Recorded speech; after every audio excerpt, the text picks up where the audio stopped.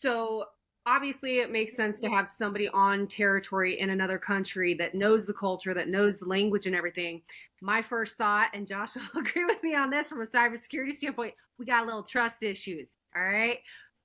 How do we work that in? How do we gain trust of someone we've never met in a totally new territory we've never worked? That's an excellent question. Fair question. Like anything else, trust takes time.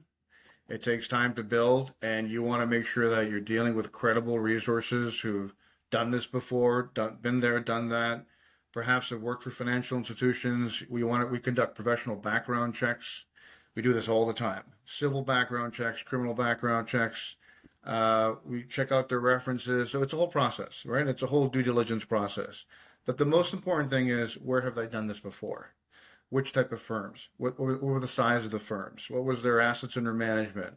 What was their business model? Have they done this for a similar type company that we're now entrusting them, to your point, Maggie, with really critical core assets of the company?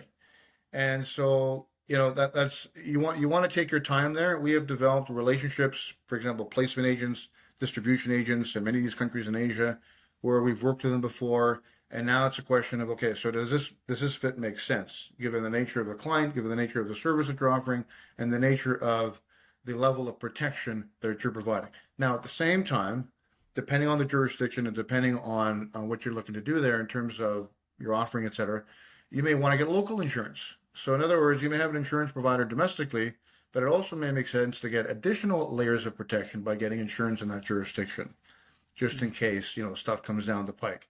But look, like anything else, whether it's locally or abroad, you want to be working with folks that have pedigree, they have a history, um, and those are the folks that we look for. And so